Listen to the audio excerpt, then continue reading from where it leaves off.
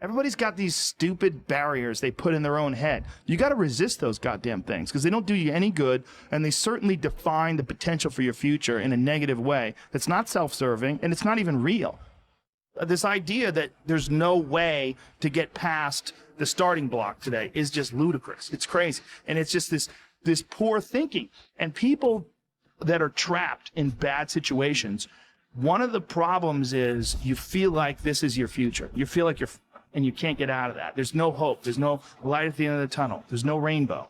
And if you feel like that, that alone can be incredibly defining and limiting.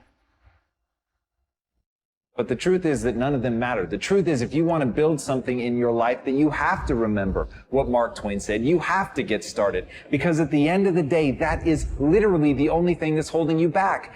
You're not moving. And once you get the simplicity of that, once you understand, then you could act right now. When life knocks your butt down, I need you to get back up and I need you to go heavy on it. When uncertainty creeps in, I need you to get up and get right back on the thing that knocked you off, and I need you to go heavy on it. When something doesn't turn out the way you wanted it to turn out, I need you to attack the very thing that didn't turn out the way that you wanted it to turn out, and I need you to go heavy on it. It's never about the competitors. It's about what we possess and what we do. It's relentlessness, man. It's pushing past barriers. It's every time you get somewhere, it's wanting to go to the next level. You guys are entitled to what you're entitled to is an opportunity to show up and be your best.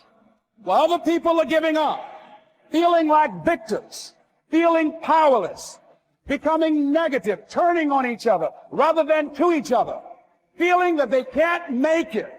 Be ye not conformed to this world, but be ye transformed by the renewing of your mind with the mindset of that it's possible that we can save this generation. It's possible that we can create new industries, a new economy. It's possible that I can find a new profession, a new job. It's possible I can create a new life. And it's necessary that I become actively involved in becoming a positive force in my life and on the planet. And it's me, yes, it's you, it's all of us, pulling together, working together to create this brand new future. And it's going to be hard. Easy is not an option. But if it's hard, we will do it hard. Whatever is required to snatch victory from the jaws of defeat. And it's worth it, yes. It's worth whatever we have to do. And once we know that, it is done. It is done. It is done.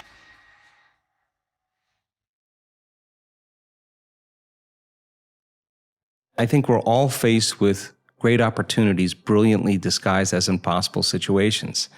And in order, like for me personally, and after looking through your book and reading a good portion of it, I mean, for me, there's no school of ancient wisdom that you need to go to be initiated. Your life is your initiation if you're paying attention. So we meet challenges in our life from a certain level of mind, right? A certain level of consciousness or unconsciousness. And even Einstein said we have to go to a greater level of consciousness than the consciousness that's created the problem. Well, what is consciousness? Consciousness is awareness. And awareness means possibilities that you haven't thought of before. So we confront problems or challenges in our life. And as a side note, I was having breakfast with a researcher just last week who's studying what happens when we perceive the condition in our environment as a problem, how it weakens the organism. They're measuring this. And when a person sees it as a challenge, how they draw energy, they raise the energy of their body back into order.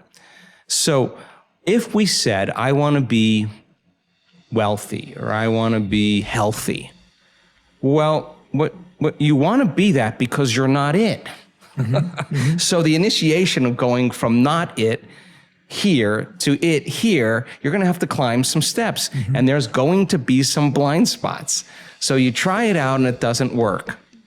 Well, that's because there's a part of you that's still in a habit. There's part of you that's still unconscious. Okay, so what is it about myself in that circumstance that I am feeling about that circumstance, and that feeling is causing me to think about it? So you say, oh, it's impossible, they'll never change. I'll hire a hitman, I'll hire the mafia, I'll hire an attorney, I'll have my friend's friend to talk to him, and nothing changes, right? Well, you're not separate from that experience. You're involved in it, and how you think and how you feel broadcasts energy into the field. So your energy is the same every day. And as long as your energy is the same, nothing's going to change in your life either. And nobody changes until they change their energy. So then, what piece of knowledge, what piece of information, what would love do? What would greatness look like? Okay, I don't know. All right, well, certainly somebody in history has faced this problem.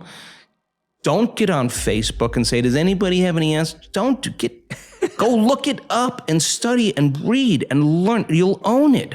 And you'll say, wow, that person that was wealthy, they failed 500 times. Yeah. Well, hell, I had the wrong view of wealth. Okay, then failure's not a thing. I got to overcome failure. Well, yeah, just climb the step. Yeah. Okay, I'm reacting to that circumstance with the same emotion. That emotion is firing the same thoughts. I'm broadcasting the same energy into the field. If I were facing that circumstance and situation again with that person, that circumstance, what do I learn from that circumstance? How could I do it differently the next time? Find out a solution and rehearse it. Install the circuitry so when you get in the circumstance, you're not going to respond in an automatic habituation. Yeah. Now you're at a greater level of consciousness. Now you're looking at possibilities that you weren't looking at before because you were unconscious. Now, that process of trial and error is so important in the spiritual path. How many times do we have to forget before we remember? And then we remember and we forget again. And it takes constantly remembering until we stop forgetting. And when we get to that point, now we're conscious. Now there's wisdom. And wisdom is the memory of the experience without the emotional charge. Now you're ready for the new adventure. So then people draw conclusions and say, oh, it's that person that ripped me off. It's that person that what, now you don't create your reality? Oh, you only create your reality when things are good. No, well, somehow you got to tango through this. Somehow your objectivity in not reacting emotionally is going to change the energy of how you address this situation. Now, first off, I'd like you to stop telling yourself that you're a born procrastinator or you're naturally a lazy person. It's not true. You were not born that way. It's just a story you tell yourself, which means it's a story you can change. So from now on, every time you chide yourself for procrastinating or being lazy, I want you to tell yourself that you already have everything you need to accomplish any goal you can imagine, because that is the real truth of the matter. I would have stopped being afraid sooner and earlier that greatness and abundance and wild success was available to someone that looked like me, someone that came from my background, someone that had my educational foundation, which was I'm functionally dyslexic. I struggled in school. I would have still given myself permission sooner to have a breathtaking, abundant life. While I was transforming my life, I still kept this sense of disbelief. And so I know that I slowed myself down a lot because until I believed it was for me, it couldn't really come into my hemisphere. It couldn't come into my life. So I would have done more work on my mindset earlier. I would have not just chased the goal. I would have chased the new belief system first. Well, I hope that some of my mistakes, based on what I didn't know, helps you to know some things sooner, quicker, faster, or that it just helps to validate that you're not alone in your thinking. I don't ever try to be perfect. I just want to perfectly manage my imperfection. Be a quick learner. Don't let it take long to teach you. Learn quick. Don't run at the wall too many times. Learn quicker. One guy said he broke his nose 7 times in the same place. Somebody says, looks like you'd stay out of that place. Learn quicker. Don't be stubborn. See, some people won't change even when a better way comes. They say, well, I've been doing it this way 30 years. Hey, be ready for change. If it's a better way, go for it. But don't try to beat it.